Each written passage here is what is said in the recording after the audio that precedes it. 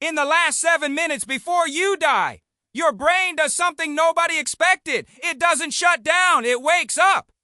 In 2013, a team of neuroscientists at the University of Michigan were monitoring a dying patient, a man with terminal cardiac arrest, when they noticed something that stopped them cold.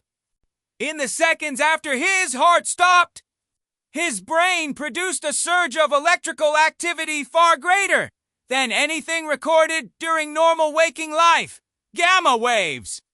The same waves associated with peak consciousness, vivid dreaming, and moments of sudden insight.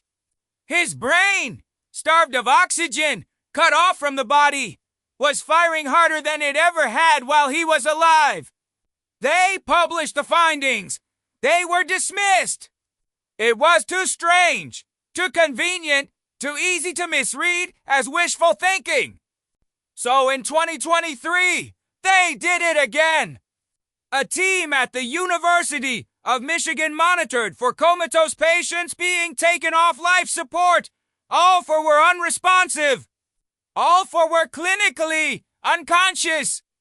In 3 of the 4, the moment cardiac arrest began, gamma activity surged. Not a flicker, a surge. In one patient, the activity concentrated in the posterior cortex, the region most associated with visual processing, dreaming, and conscious experience. The brain wasn't going dark. It was doing something. The question is what? Near-death experiences have been documented across every culture for as long as humans have been writing things down. The tunnel, the light, the feeling of watching yourself from above, the sense that something vast was present. For most of modern history, scientists treated these as hallucinations, oxygen deprivation, a misfiring brain telling itself a story as it died. That explanation always had a problem. The experiences are too consistent. People who have never heard of near-death experiences describe the same sequence. People who are blind from birth report seeing. People who are clinically deaf report hearing sound. In 2001, a Dutch cardiologist named P.I.A. van Lommel published a study in The Lancet, one of the most respected medical journals in the world, tracking 344 cardiac arrest patients who had been successfully resuscitated. 18% reported a near-death experience. Not a vague feeling. A structured, detailed, coherent experience with a beginning, middle, and end during a period when their brains showed no measurable electrical activity. Van Lommel was not a mystic. He was a cardiologist. He found the data so troubling that he spent the next decade trying to explain it away. Kind! But here's what the science actually says, not the version that gets turned into a headline, not the version that confirms what you already believe. The brain is not a passive recorder. It is an active constructor. Every moment of your waking life, your brain is not showing you the world as it is. It is building a model of the world, filling gaps with predictions, smoothing over discontinuities, and presenting you with a seamless experience that feels like reality, but is always a version. What happens when that system, built over a lifetime of sensory input, suddenly loses all input? Some researchers believe it doesn't stop building. It keeps constructing. But now, with nothing coming in from the outside, it turns entirely inward. It pulls from everything you have ever experienced, every face, every memory, every version of yourself you have ever been. And it builds one final world entirely out of you. That might be what the surge is, not the brain dying.